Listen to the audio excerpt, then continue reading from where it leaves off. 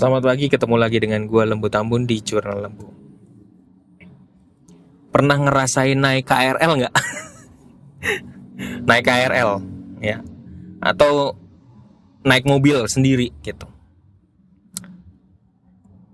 Bedanya adalah kalau naik mobil sendiri dari tempat A menuju tempat B, you bayar bensinnya sendiri dan itu jumlahnya gede. Kedua, saat mengendari mobil, Anda harus fokus membawa mobil itu menuju tempat tujuan. Nggak boleh blank, fokus. Nggak boleh blank, ya. Harus fokus. Kadang-kadang kalau di jalan, ada lagi yang senggol-senggol, terus kemudian habis itu adu balap dan segala macam. Terus kemudian Anda harus berusaha karena ini terkait sama bensin, jadi jangan sampai Anda membuang-buang bensin, memilih jalur yang cepat dan segala macam. Itu kalau pakai mobil. Berarti ada biaya yang cukup besar dan tenaga yang cukup besar untuk menggunakan mobil. Sama aja kayak motor. Motor juga harus memberikan keseimbangan, diberikan keseimbangan oleh Anda sendiri gitu. Dan naik motor itu kan kita harus belajar juga kan. Nah, belajar untuk memakai dengan benar gitu. Nah, berbeda dengan kalau ketika Anda naik kereta. Kalau naik KRL, berapa sih bayarnya KRL? Ya kan? Bayar KRL itu sekitar 4.000 sama 5.000. Tapi KRL udah bisa menentukan kepada Anda untuk tujuannya dengan biaya yang murah. Tujuannya dengan biaya yang sangat murah. Tanpa bayar terlalu mahal. Dalam satu gerbong KRL itu satu gerbong berapa ya? Itu kira-kira sekitar 100-an orang ya masuk dalam satu gerbong dengan biaya yang murah. Nah, bayangin kalau setiap kali kalau misalnya gue lagi naik kereta ya. Naik kereta itu pasti satu rangkaian itu terdiri dari 10 sampai 12. Nah, bayangin berapa duit yang masuk saat satu rangkaian kereta itu berangkat, ya kan? 12 kali 100, ya. Ya, 12 kali 100 kurang lebih 100. Nah, kali 4.000. Wah, kan gitu.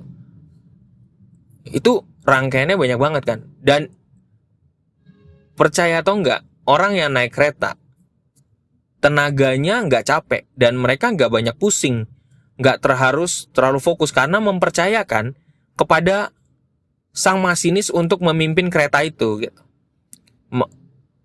Semua orang yang naik kereta listrik mempercayakan dirinya kepada masinis yang membawa kereta itu sampai tujuan. Dan kita harus mengejar itu bersama. Dan kita harus ngejar kereta itu kan. Dan kita berharapnya pasti selamat dan tenaga kita gak terlalu capek. Itulah, analogi inilah yang membedakan antara orang yang bermain saham sama yang berinvestasi. Sekali lagi, disinilah analogi yang kita bisa pakai untuk menggambarkan para pemain saham dengan para investor yang ada di reksadana. Gue berpikir lama tuh. Akhirnya gue menemukan analogi yang tepat untuk menggambarkan para pemain saham sama para investor di reksadana. Para investor di reksadana gak mau pusing. Jadi dia mempercayakan uangnya kepada fund manager yang kita analogikan dengan seorang masinis tadi, gitu. Dia mempercayakan uang yang sangat kecil, sekali lagi uang yang sangat kecil, untuk memberikan hasil yang maksimal, gitu, buat dirinya. Ya, dia jadi lebih nggak capek, terus kemudian waktunya bisa lebih tenang, dia bisa lebih santai gitu. Berbeda dengan para pemain saham yang harus memberikan fokus saat bermain saham. Sama juga kayak bermain forex, kayak bermain trading dan segala macamnya, ya. Harus memberikan hati, memberikan mata, memberikan pikiran dalam sebuah perdagangan saham gitu. Iya. Sama kan kayak naik mobil. Biayanya juga harus lebih gede gitu kan. Sama. Sedangkan di reksadana biayanya tuh yang dibutuhkan untuk berinvestasi itu kecil. Sedangkan kalau di saham itu ada acuannya, ada harganya per lembarnya. Dan itu kita harus fokus. Jangan sampai kita beli saham itu di harga pucuk ya istilahnya kalau orang bilang ya. Di harga pucuk, kita jangan sampai salah beli gitu. Sama kayak resikonya sama seperti kita membawa mobil, harus fokus, harus tahu mana jalan yang kecil, mana jalan yang besar, dan kita harus paham ya. Jadi itu menjadi sebuah pertimbangan dan perbedaan antara seorang pemain saham dengan para investor di reksadana ya. Semoga membantu ya teman-teman. Gue langsung ceplos-ceplos saja karena gue rasa insight ini penting buat kita tahu supaya kita makin cerdas finansial gitu.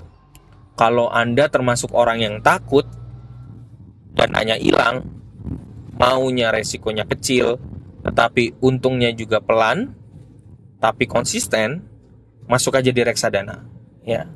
Paling enggak di reksadana pasar uang ya. Biarkan fund manajernya yang bekerja untuk Anda. Sedangkan Anda yang sudah memiliki belajar di pasar modal, memiliki ilmu, saya saranin buat para rekan-rekan yang mau mempersiapkan diri untuk belajar di pasar modal, belajarlah lewat idx.co.id ya untuk belajar saham. Siapa tahu ilmu-ilmu ini suatu hari akan berguna pada saat di masa pensiun kita gitu. Ya. Kenali dengan baik profil kita, profil resiko kita, karena jangan sampai hasil kerja keras kita, uang yang udah kita kumpulkan itu sia-sia di masa tua kita gara-gara salah mengenal profil resiko diri kita sendiri gitu. Salam dari gua, Lembut Ambon.